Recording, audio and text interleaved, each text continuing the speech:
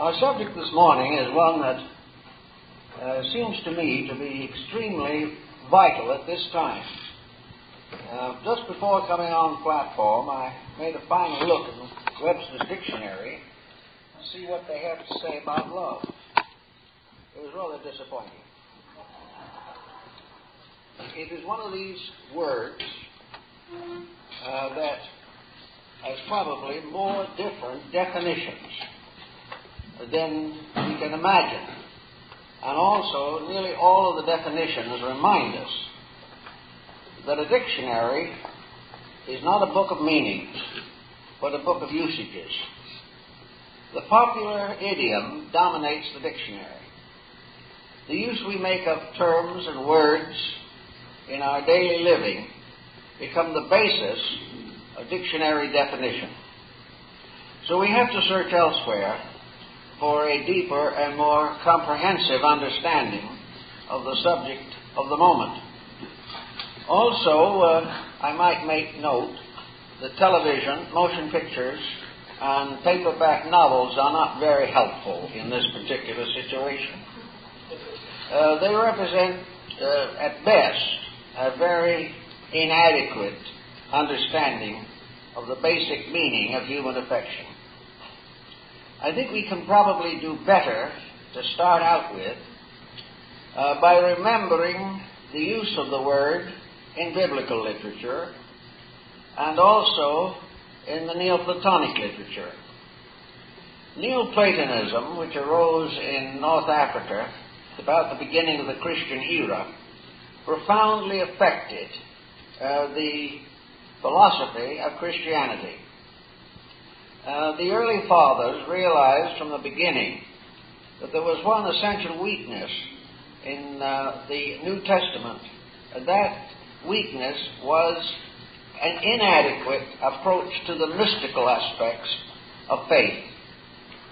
The simple language, the ethics, the morality, the integrities are clearly stated. But the eternal search for participation in religion, while implied, is not amplified to the point of utility. At the very beginning, of course, many of the Christian fathers were born pagans, and they brought into Christianity their scholarship and their previous interpretations of religious principles. And among these, there were a number of prominent thinkers whose beliefs on a mystical level seem to complement very closely the essential principle of Christian doctrine. This particular phase of Christianity, mystical Christianity, has paralleled orthodoxy from the beginning, and most of it arose in the Alexandrian area, where Christianity was in the presence of a very strong mystical philosophy. Among those who made great use of this in the church were Clement of Alexandria and St. Augustine, later St. Thomas Aquinas. The mystical Christianity that developed in the first century has continued to the present time, and nowhere do we find any real opposition to what might be termed an esoteric Christianity. And when we come to this point, it is inevitable that we should give consideration to the human relationship with the world around him, the world within him, and the mysterious invisible universe of causes which is constantly moving in upon his material existence. This brings very strongly into focus the relationship between man and deity. And this relationship has been called in the Bible the love of God. Love for divine being. The bestowal of the deepest and richest of all human emotional aspirations upon the divine principle at the source of life. In addition to this, the Neoplatonists emphasized another point, which came to be gradually accepted throughout Christendom also, and that is the identity of the words love and law. In our thinking today, in popular approach to the subject, law and love come into opposition. They appear to be in conflict. But the Bible says, whom the Lord loveth, he chasteneth. In other words, love involves discipline. And the discipline side of love is law. And the mystical side of discipline is love. Thus, the two terms are more identical than most folks really believe or understand. In the same context also, it becomes rather obvious that law and love represent two aspects of one indivisible energy. The life principle which animates all things is not a materialistic, sterile impulse. It is not something that is chemical. It is alchemical. It is something that transcends the literal. And the relationship of law and love as both being contained within one power, the power that flows forever from the fountains of existence. There is no law apart from love in the universe. But in our common thinking, we divide the universal existence into a state of legal existence and a state of mystical existence. But actually, they are the same thing. Plotinus, who has contributed so much to early Christian mysticism, gives us some rather valuable indications of the meaning of the word love, how it is to be understood. He assumed that love exists on a number of levels. All these levels, however, are merely conditions of one principle. There is no division between sacred and profane things. What we call secular is merely one aspect of religion. In Plotinus, therefore, we find the essential statement that the highest emotion of which the human being is capable is the mystical experience of divine love with God. That every emotion, every feeling that we have, moved by faith, moves towards an adoration of the infinite.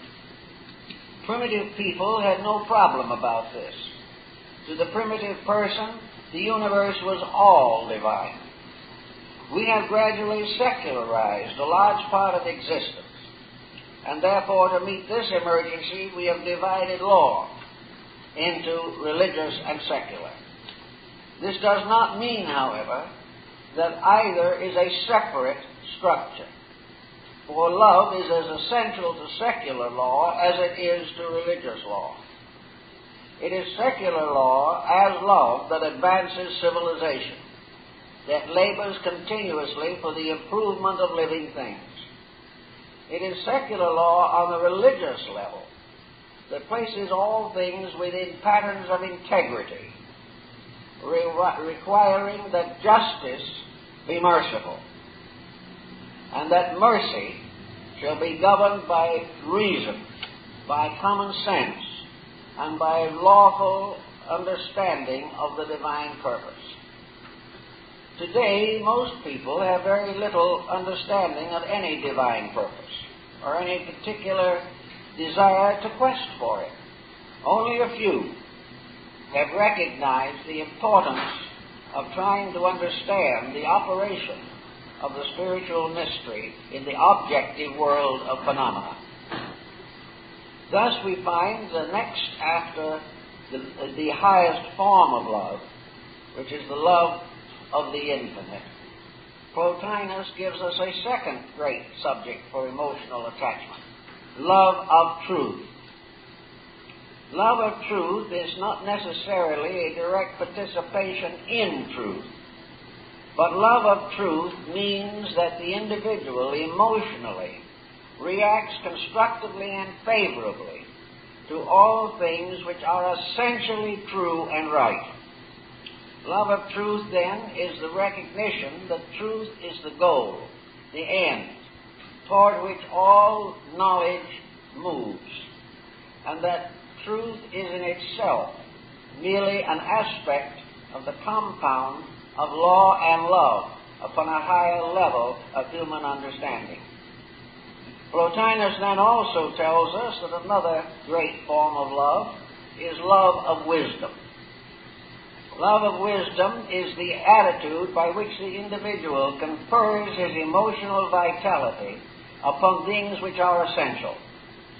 Love of wisdom means that the person believes in the importance of enlightened knowledge, places the attainment of knowledge, understanding, insight above all material concerns, so that in a sense man internally leaves all else and clings to that which is true or so.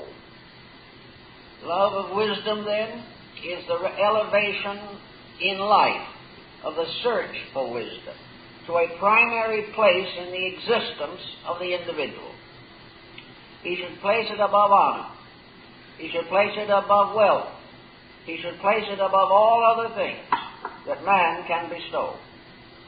For the most priceless gift of all is the gift of internal wiseness, and wisdom is one of the few things the individual can take with him out of the material world.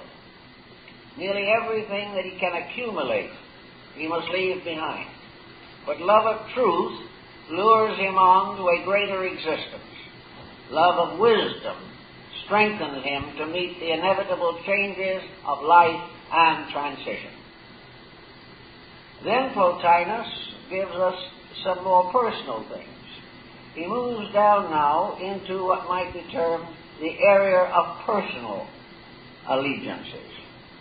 So he tells us that among the forms of love that are commendable are love of country, love of our backgrounds, our traditions, our values, respect for the integrities of the past, respect for the integrities of the present, courage to build for the integrities of the future. Love of country is therefore a personal emotion, but is proper if love of country is vitalized by a constructive service to the needs of a nation or cooperation with the highest convictions and principles of a country. Love of country means to dedicate oneself to making sure that his own participation in a national existence is as constructive as possible. Then he gives us the lesser denominations, love of the community in which we live, love of all the environmental things with which we are associated.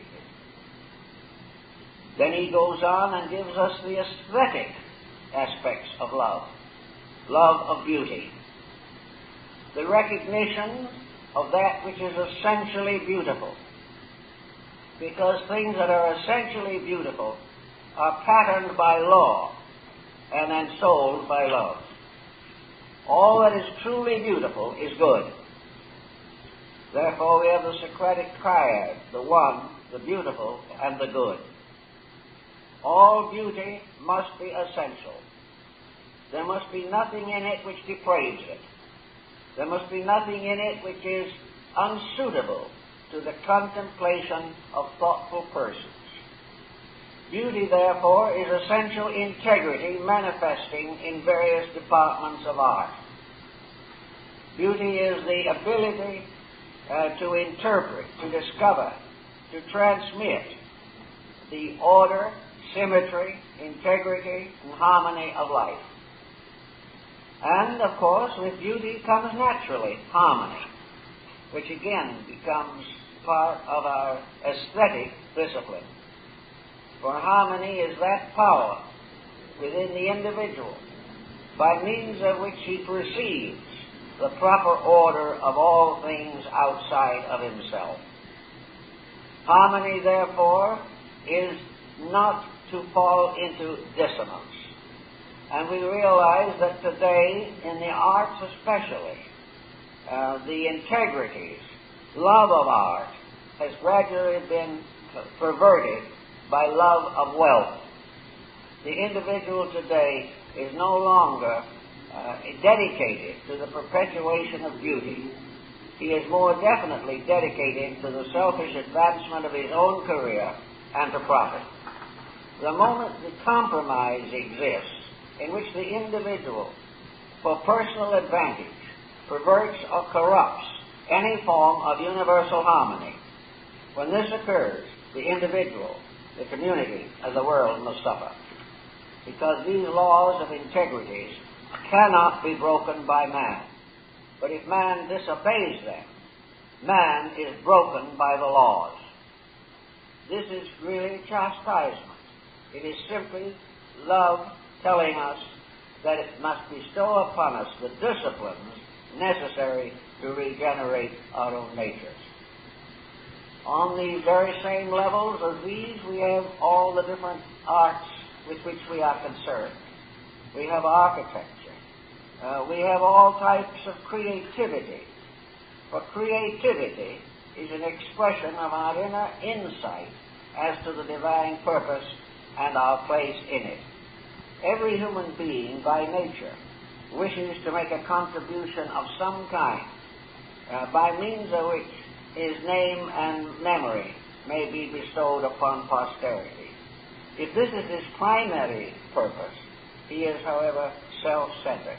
And this brings us to one of the fallacies of perverted affection, and that is love of self. The only time in which love of self can be tolerated is when it is capitalized and therefore becomes a synonym of God. The personal self, the individual falling in love with his own ego, produces an arrogance which is not consistent with any aesthetic or cultural advancement. Therefore, all the individual does when he falls in love with himself is to fall in love with an image in a mirror. When he does this, he cripples his own purposes and inevitably becomes self-centered. He becomes selfish. He becomes in one way or another willing to compromise principles to the advancement of personal purposes. Where compromise exists, love is corrupted, for it cannot and must not be functioning in that way. Plotinus then goes on to give us other interesting aspects of the subject, and he finally comes to love in terms of human relationships. He tells us, for instance, that we live in a very beautiful world. Therefore, love of nature is a commendable emotion. To become en rapport with the living things around us in creation, flowers and birds and all kinds of the beauties of life, everything from the most marvelous flower to the most glorious sunset.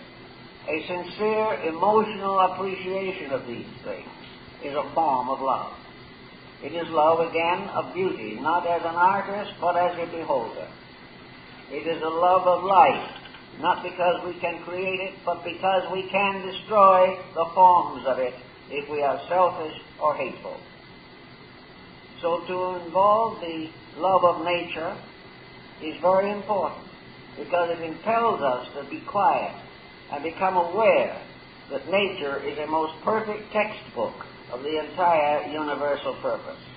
All the laws of nature, love and law, are combined in the development and perpetuation of all the creations and species around us in life.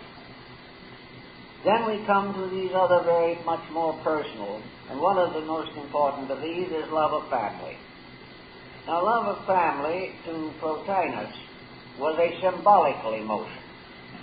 It is an emotion based upon the fact that to the individual, family is a microcosm of the universe. Family is the little universe in which, as persons, we exist for various parts of our lives. In these family relations, we recognize the outworking of a divine principle. We realize that the 47th proposition of Euclid, actually by Pythagoras, is an example of the equilibrium of family, the primary trinity of family: father, mother, child. This triad goes on through every level of nature, all the way back to the divine created triad. All these relationships which come to us in family are either to be carried with indifference, carried with possible irritation, or carried with insight and understanding. And the simple entrance into the proper understanding of family life is affection. Affection, if it is basic, will overcome all other obstacles. But if it is not basic, it can be overcome by very minor circumstances and influences. In the family, the Neoplatonist gives us certain relationships. The relationship of husband and wife, the relationship of parents and children, the relationship of children to parents, the relationship of children among themselves, and finally of more remote relations out into the family background. All of these relationships are revelations of the divine purpose. They are all of them opportunities to grow in wisdom, beauty, and truth. And they are also hazards to the individual who is loveless. The individual who regards affection as something in which he claims a consideration for himself has missed the point entirely. This is very beautifully set forth in the Song which is Solomon, or the Canticles in the Bible. In this problem, Solomon has three mysterious relationships with the dark maiden with whom within this pattern. It is nothing more or less than another version of Dante's Beatrice and of the World Virgin and the Blessed Damozel of Rossetti. It is a symbolical story, originally a stage play in the Old Testament. In the beginning, Solomon says, "My beloved is mine." About halfway through the poem, where he is a series of poems, he says, "My beloved is mine, and I am my beloved's." And at the end of the canticle, he says, "I am my beloved's." The motion is very obvious psychologically, from possession to being possessed. And love is a process of moving from the concept of possession to the concept of being possessed by an emotion that is greater than man, more important, more vital, because true love is not in being loved, but in loving itself, as St. Francis de Assisi has so clearly pointed out. So the moment love becomes possessive, there's something wrong with it. And this is contrary to our common thinking, because I've heard a great many people come in to talk to me about their personal emotions. And they expect the marriage partner to be jealous. If the marriage partner isn't jealous, they do not believe there's any affection at all.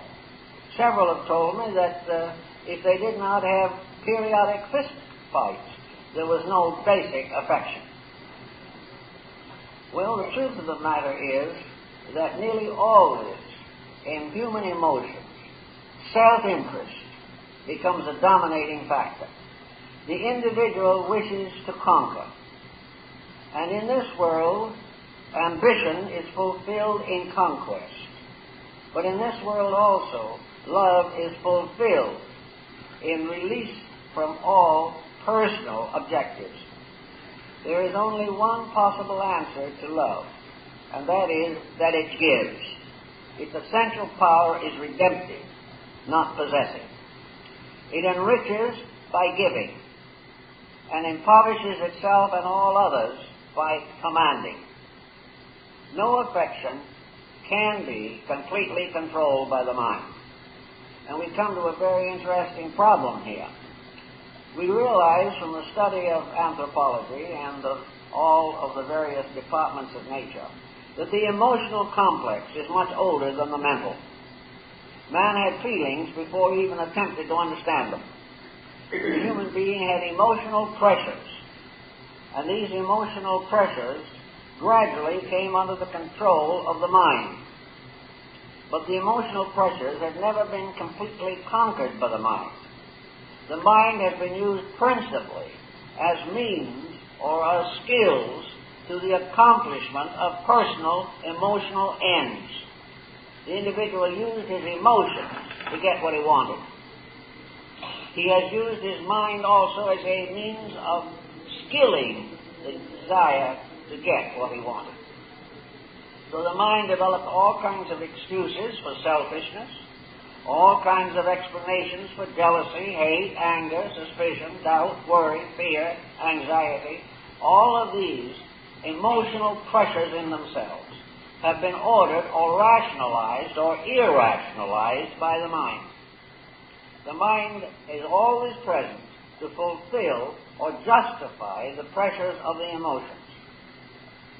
If we want something badly enough, we can bring the mind in and find ingenious ways of getting what we want. If by chance the process results in a conspiracy in which we know we must participate in an action that is dishonorable, the mind will justify the dishonor.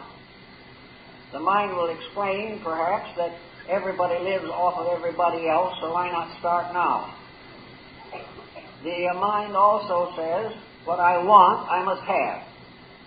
The emotion tells him what he wants, and the mind tells him how to get it.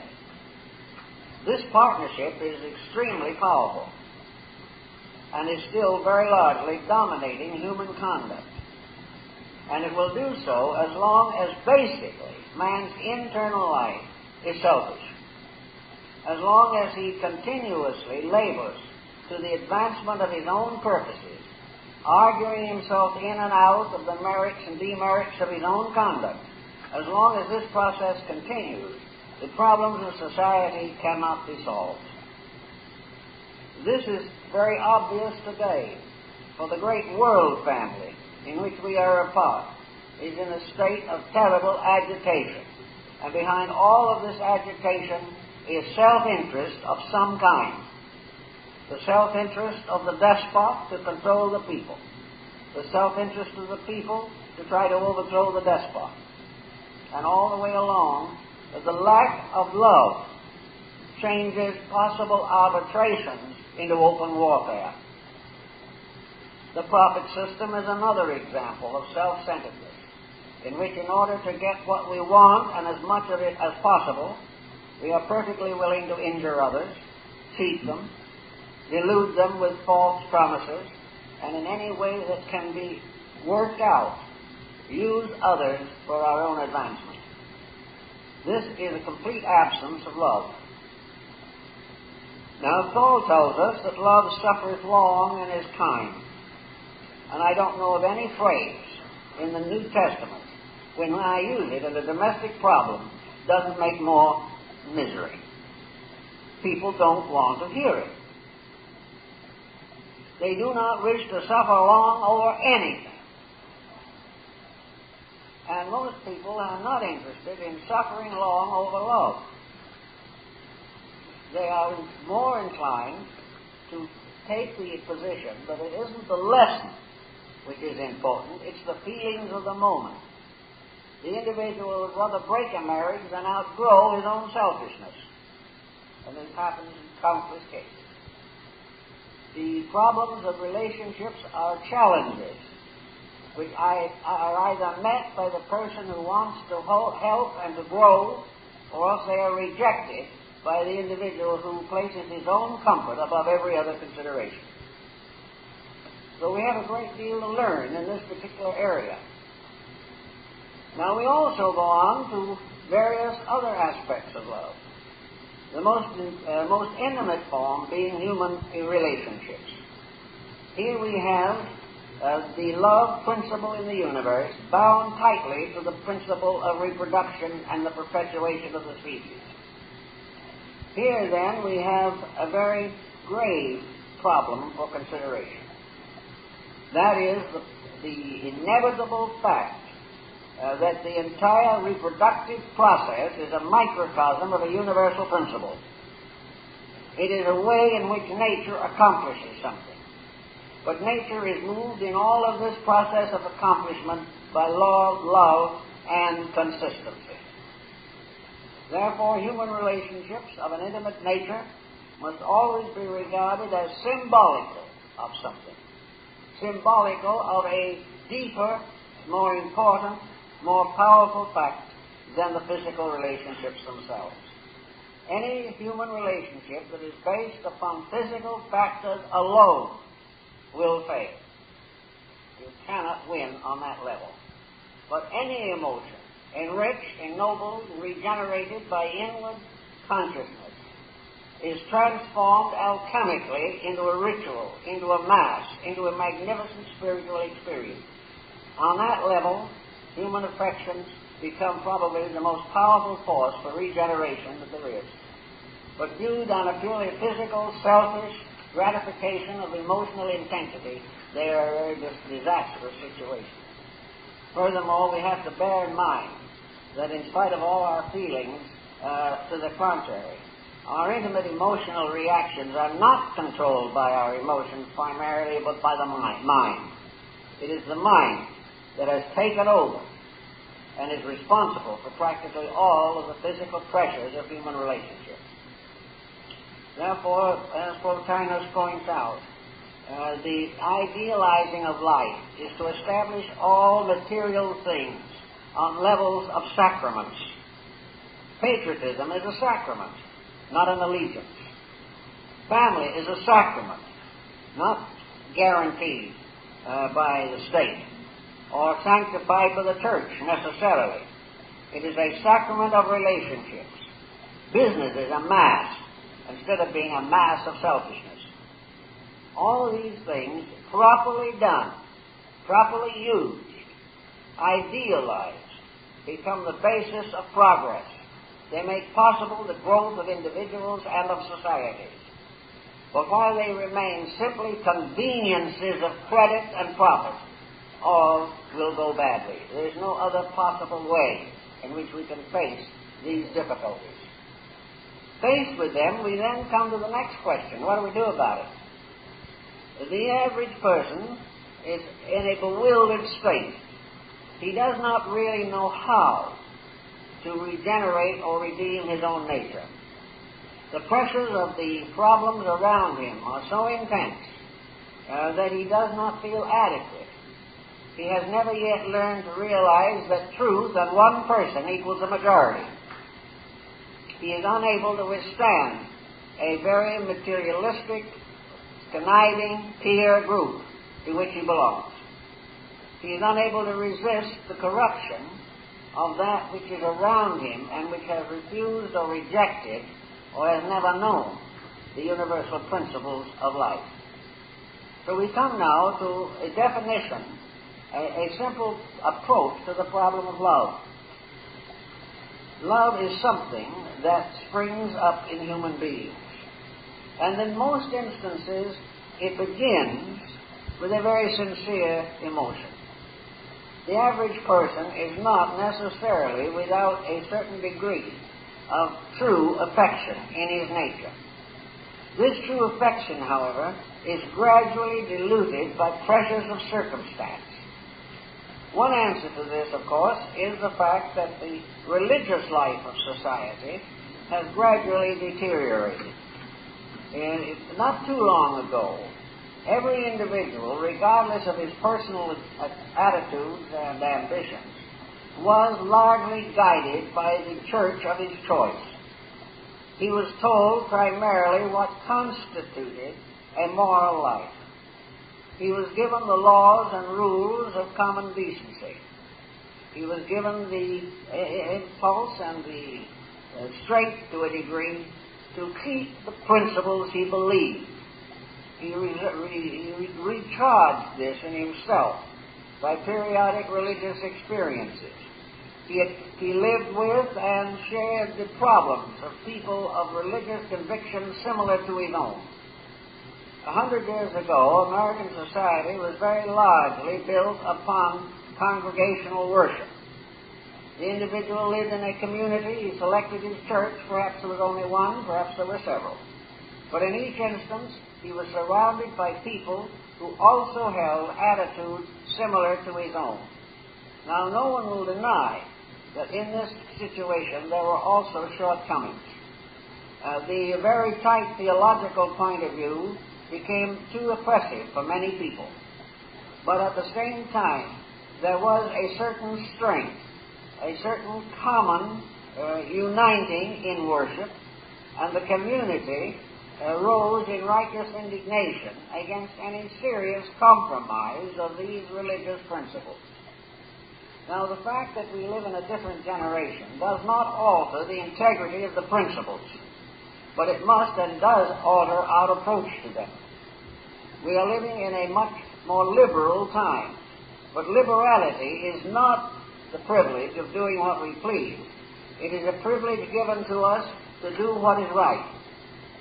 And the liberality of it is that we can all do what is right if we want to, seriously enough. The problem of religion today, then, is its lack of personal centering in the life of the average person. He does not have a regular contact with people of similar spiritual conviction. He does not recharge his spiritual life by more or less continuing contact with spiritual values. So what comes out of this is very simple. It is evidently part of nature that the human being shall not be constantly led. He must finally lead himself. He cannot be continually a child. He must attain maturity. And as he becomes more and more mature, the supports and defenses which held him in a pattern are relaxed. But this is not a proof that he no longer needs the pattern. It means he must take it over and administer it himself.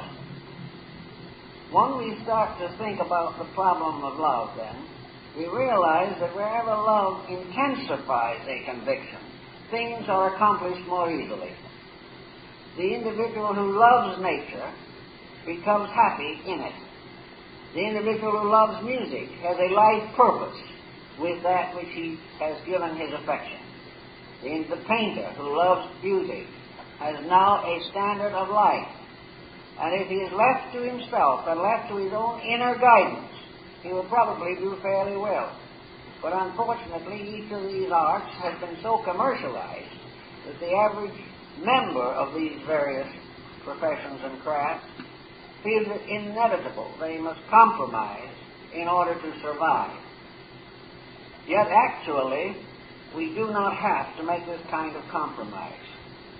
It all depends upon the ability of the person to release through himself at least the beginnings of a sincere, unselfish affection.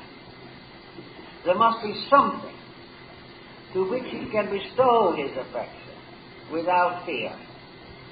There must also be a strength in himself that if his bestowal has been misjudged or his trust was abused, that he still is not damaged in the essential principle itself. If he happens to love the wrong thing, this is too bad. But that does not mean that love is wrong. It means that it has been unwisely bestowed. The fault still remains with the individual himself. But whatever lesson he learns, no matter how grievous it may be, it should bring him into fuller and closer association with the great laws of nature under which he exists. Religion, therefore, giving us the concept of the love of God, has found various ways to attempt to strengthen this in our own relationships. The most common strengthening force, of course, is religion, and religion's greatest power is faith. Now, faith is belief and veneration for the reality of things unseen. Faith begins with the individual recognizing that there are powers greater than his own. Faith begins with a dependency upon life itself. Even though we may be very materialistic people in many instances, we all have some degree of faith. We have faith that when we plant the seeds, the harvest will come. We have faith that the seasons will move in proper sequence. We have faith in the natural energies by which life is sustained. We accept continuously things that we do not understand. We make use of powers which we can never define. We try to depend and value relationships which are, for the most part, intangible. Therefore, faith, in a sense, is the victory of the intangible over the tangible. It is the realization, probably most of all and first of all, that the infinite purpose is good.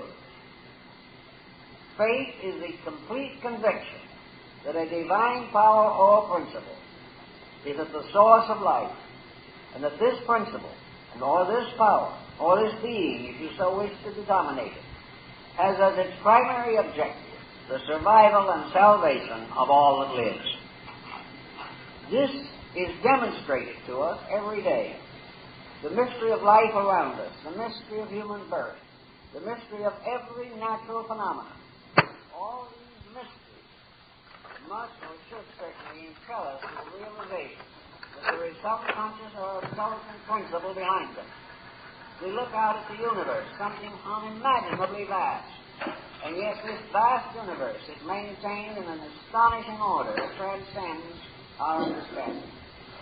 In the case of this nature, where we behold the infinite workings of infinite being, but cannot explain them fully, we must have faith. Faith is, however, justified in two ways. It is justified by science as science becomes more and more aware of the mystery, and it is justified in personal life by the constructive consequences of a correct spiritual attitude. There is therefore proof constantly building up that faith is real. Faith beginning to take hold of the individual relieves him from most of the conflicts which cause irritation and which perhaps result in doubts and may even lead to agnosticism or atheism. Faith is within the person in the reality of good, can be sustained and strengthened by constant or regular mystical communion with this principle. We can strengthen it through prayer. We can strengthen it through visualization of its purpose. We can strengthen it by going over and sitting under a tree and seeing how light works. We can find strength for it in great art and music and literature. We can also find it in the intimate psychic relationships that we have with parents and children, and in the marital relationships. All of these things are part of something that either leads to superficial disillusionment or by quiet and reasonable contemplation contributes to spiritual strength and the victory of the internal over the external in human affairs. This victory is real and possible.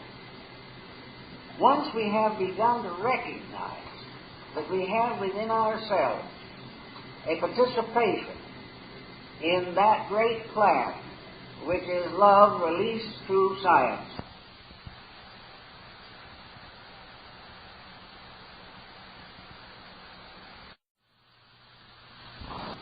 that a prayerfulness, that a strong dedication will lift the mind and the emotions from the intranquilities of daily living. We also realize that faith is therapeutic. The faith is probably the basis of releasing the love of God into the body of man, to make possible the reconstruction of the body, to help its restoration wherever this is possible. And of course, the faith factor is merely existing because of man's internal love and respect for the divine plan of which he is a part. Therefore, it is very important to realize that various emotions have inevitable consequences. And wherever an emotional attitude is wrong, the consequences will be harmful. Harmful to the individual, to his family, to his community, to his world, and to the universe itself. Each person who allows his own pressures to escape from a simple veneration for life will have trouble. We know that today a great deal is being done on a psychological level to experiment with these mysteries. And we have also very definite evidence that the emotional pressures of the individual can destroy him. They can also destroy him slowly and painfully. They can bring upon him one misery and misfortune after another. The individual who has not directed and purified his own emotional life is like the man of whom it was said that coward die many times, brave men but once. We are constantly building up problems, and then we are wondering how they develop. We may even shake our fist at heaven and blame it for our troubles. But actually, uncontrolled attitudes are to blame. All attitudes that are selfish or destructive are wrong. There is no such thing as righteous indignation. All concepts to the contrary notwithstanding.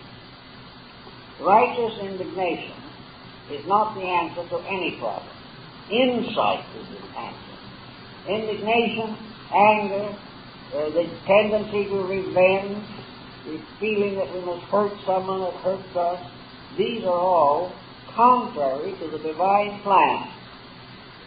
Now, we would be a little hesitant going out in an automobile that is out of order, or going out and facing physical things that are wrong. We would be very careful if we were in the jungle, not to be left alone with wild animals. We would take every possible physical means to secure ourselves.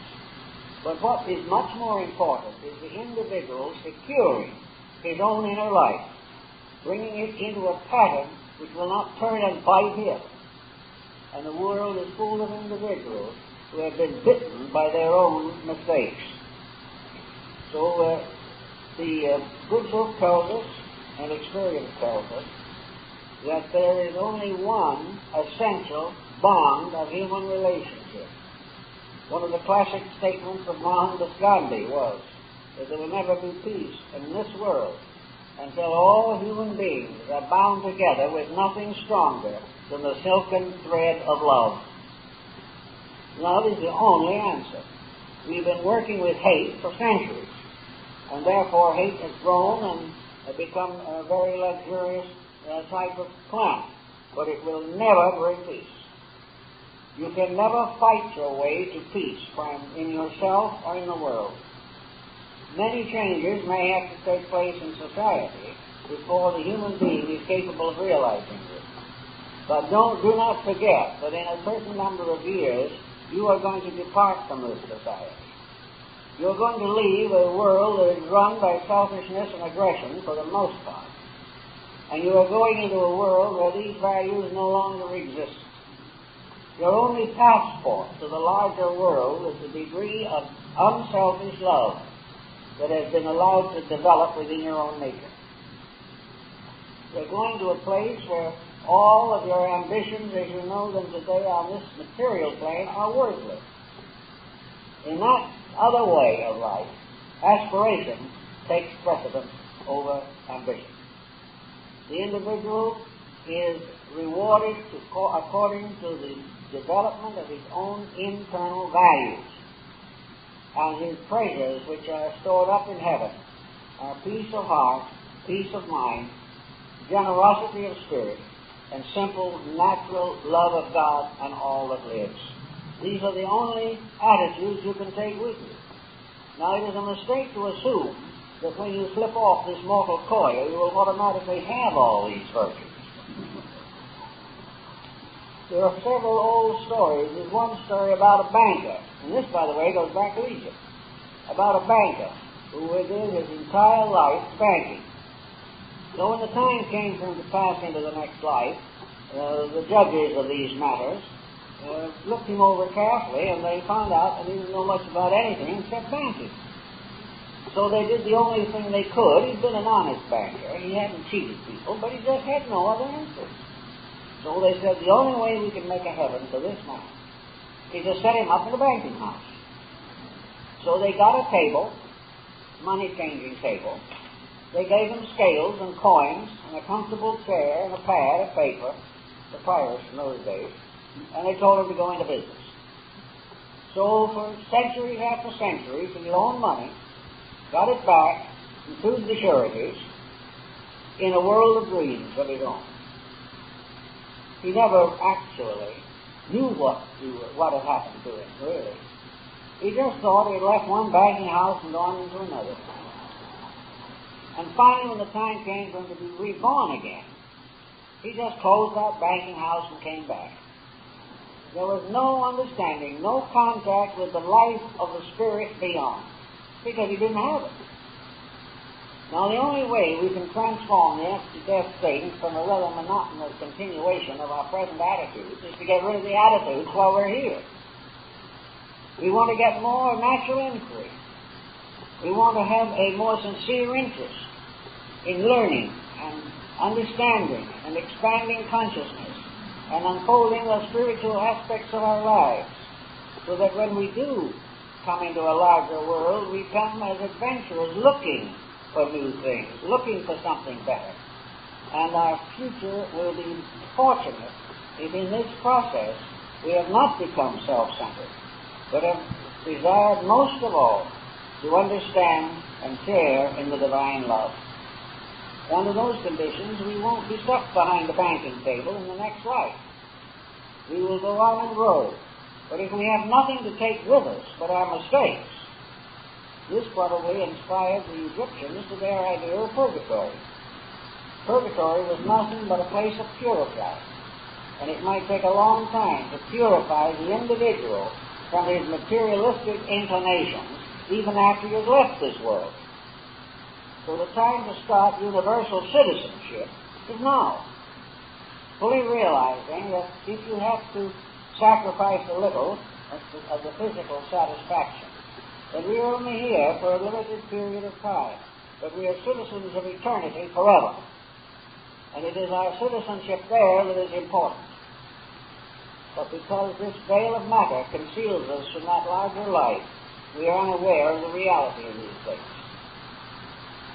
The simplest devotions that we have, which inspire perhaps an understanding, is the maternal instinct, one of the most important. The love of mother for child. That very close communion of a parent with a little life coming into manifestation. This can be probably one of the purest forms of love known in the world. It is a form of love in which there is really no thought of self, perhaps no thought of separateness. But there is the wonder of beholding this little one coming into life gradually, unfolding its potentials, and very dependent upon human assistance for the fulfillment of its activities. Now there is a certain peculiar dependency in which deity is dependent upon humanity. Humanity is the only power, the only form, the only way in which deity can perfect its own humanity. Deity moving into manifestation, bringing with it its natural and beautiful rules and laws, has probably its highest expression in our physical life, in human beings. Here we have the direct instrument, the realization that the divine power is coming gradually to birth in us. We see it perhaps almost as we would see a newborn babe. But what we may not realize is that within this newborn babe, as within the physical one in our own family, the most important factor is deity itself. In each of us is a spark of the divine. In each new child, that spark is again brought into manifestation.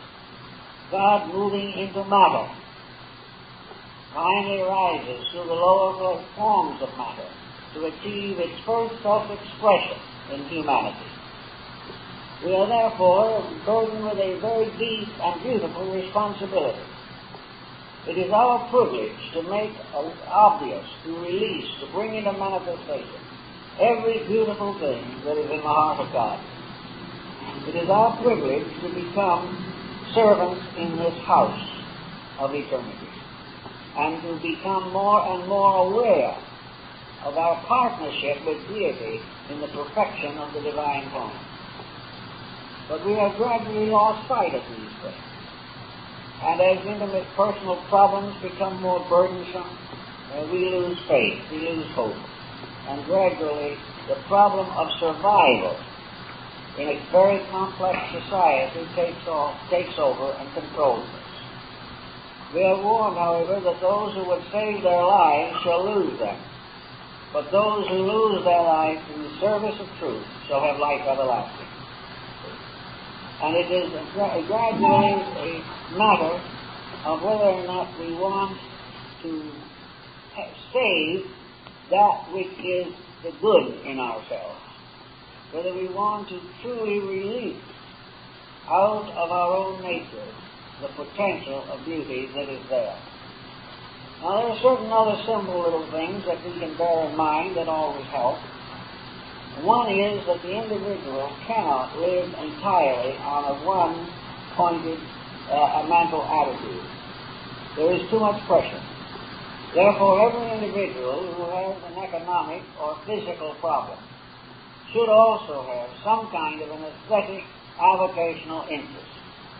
He should have some way to compensate for the intensity of the problems of physical survival by something that brings with it a release toward truth, something that gives him a new and fuller reason for life, that he escapes from the pressure of one purpose, even though that purpose may be very noble. He must have variety. He must have always a door leading out of the material world into something better. If he is posited here in this world, there must be a window through which he can look out into that larger world. This window is creative imagination. This window is the power of the individual to see something beyond matter. He must have some vision of a larger world and a larger purpose and a greater destiny. Therefore, through whatever creative self-expression he may have, he may gain gradually the realization of the importance of having not only a well-ordered material life, but a material life that is rich in constructive overtones. If he is serving himself with part of his life, he must serve others with another part of his life. If he is thinking of his own advancement, he must never forget the common good. If he wants to be a better person, he must make some contribution to the betterness of those around him. He must have dedication. He must have charity, which is one of the associate terms. Love being termed charity. Charity is not only giving to the poor. Charity is the forgiving of the mistakes of others.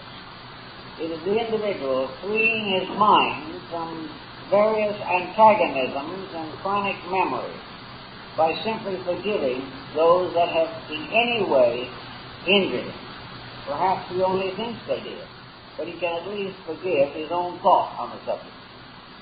Whatever he does, there must be, with love, a certain forgiveness, a certain realization that the individual can be bigger than the things that happen to him, can have greater insight than is shown by a person who is ultimately and utterly bound up with his own projects, his own attitudes.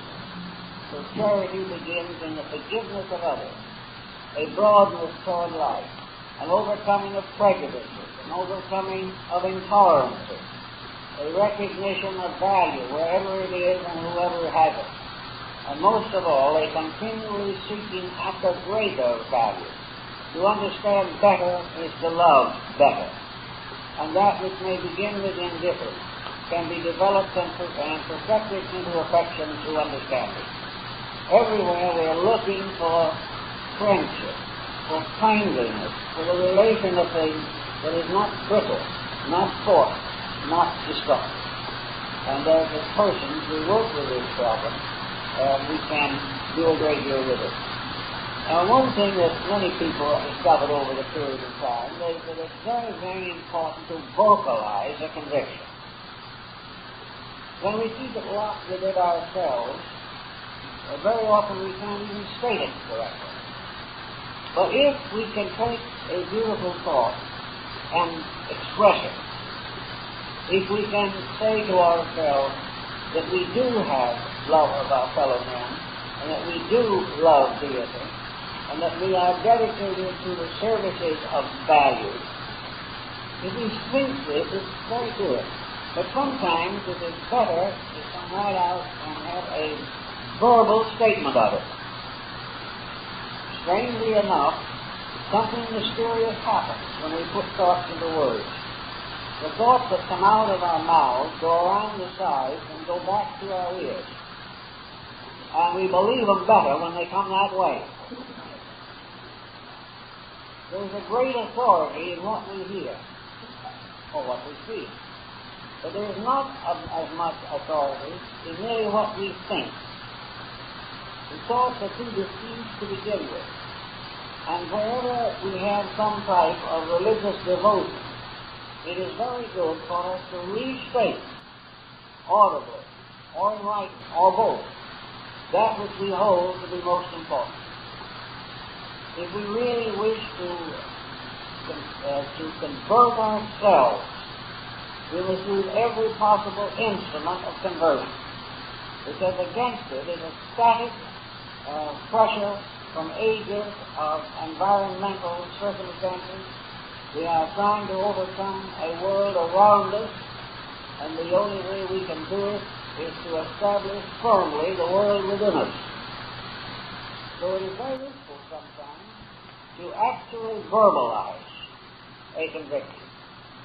If we really believe that love is a divine power, we should state it to ourselves. And in stating it to ourselves, we should try to image it in ourselves. We should not leave it as a strange word that has 100 meanings. We should leave it only as a term to represent the inevitable relationships of living things. It is the ultimate relationship. It is next to identity. And the more affection we have, the closer we come to identification with those who are the objects of our affection. And the more completely our affection is spiritualized, the closer we come to identity with the one eternal love that governs everything. We gradually can create an auto-suggestive remedy for a number of our defects. We can very definitely and intentionally reverbalize. We can also think. And I think the average person would do better that whenever there are a few quiet moments, when he's waiting in the doctor's office or when he's sitting around or trying to keep his mind on television, that if in those moments he would choose silence. And wherever there is quietude and aloneness, where the pressures of the outside can be controlled or reduced, to restate every day, a number of times, the real meaning of love.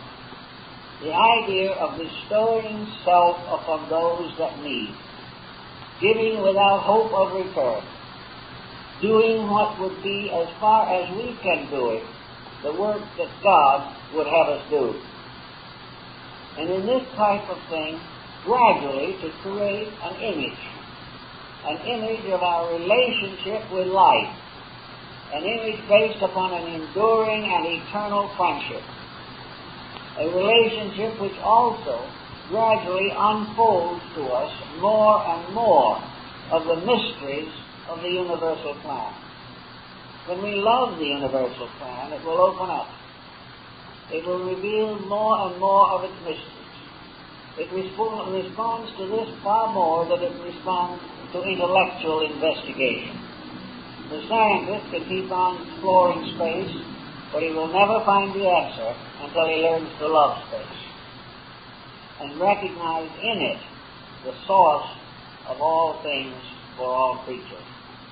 It is this bridging of intellectual concepts with a simple, gentle, warm emotion of regard, respect, adoration that opens most of the doors that stand closed to us at the present time.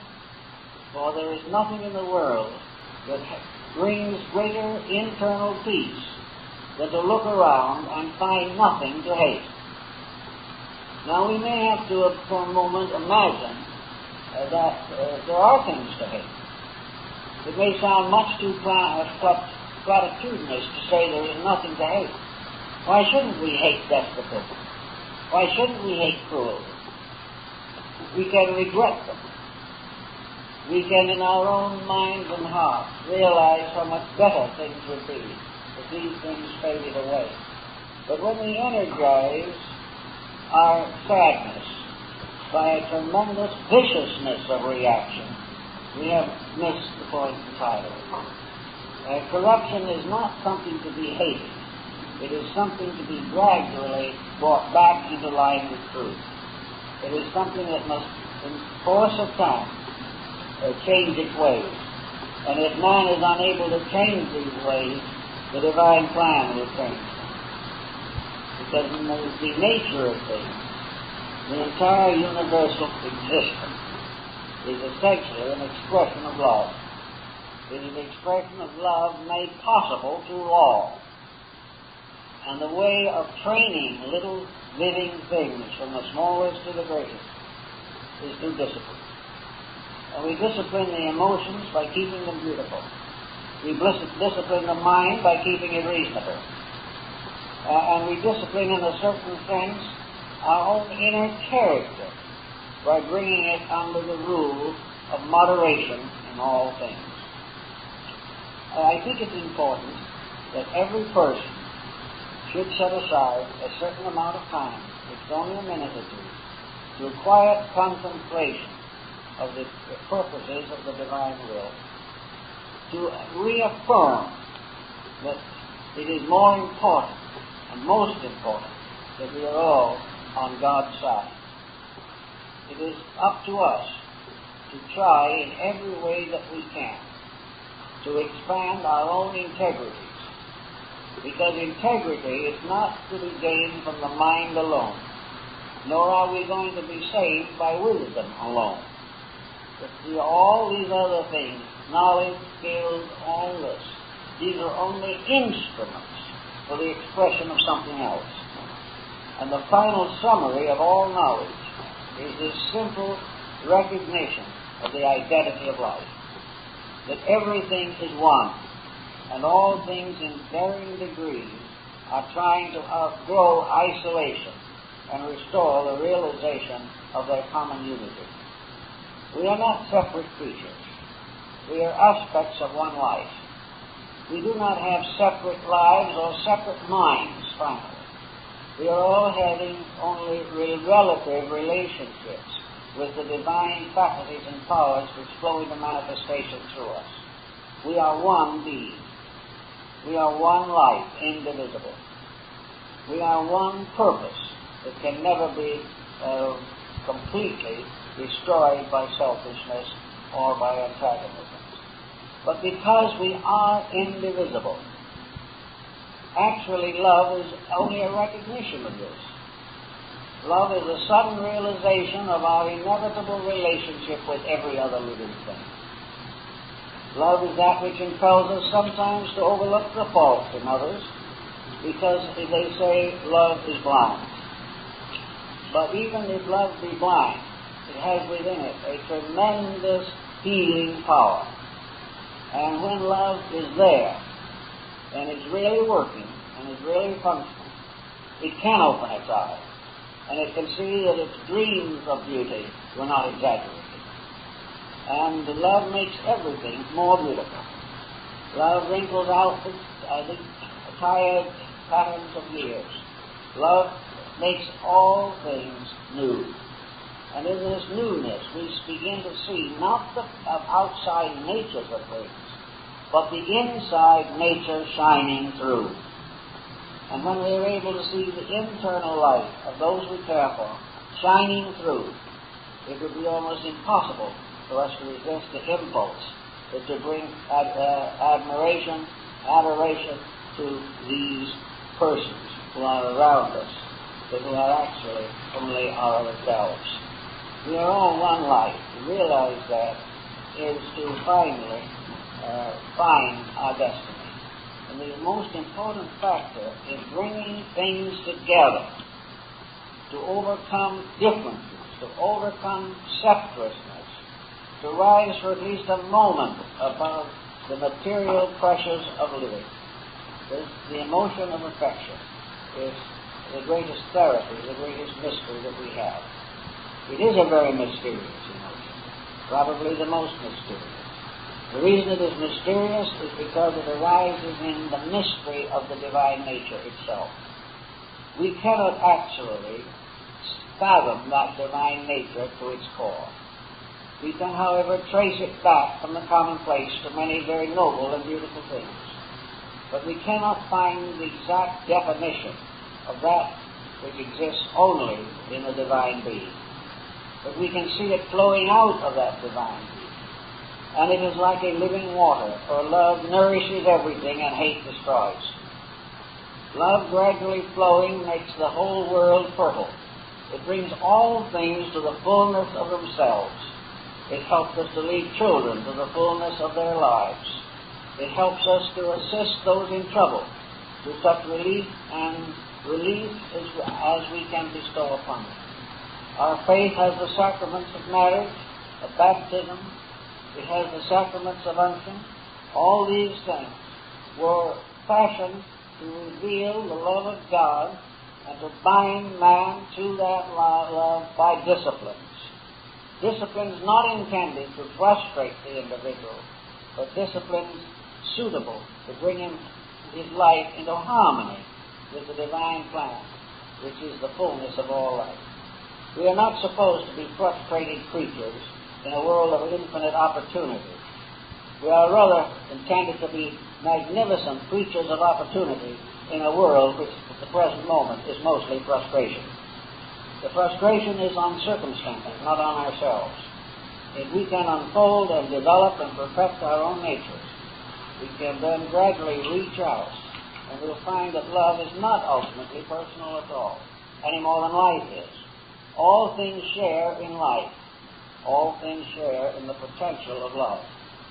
And as we learn to share in it and share with it, many of the problems which we now try to intellectualize do not need to be intellectualized. For just a kind thought and a kind word can overcome hours of mental struggle and conflict.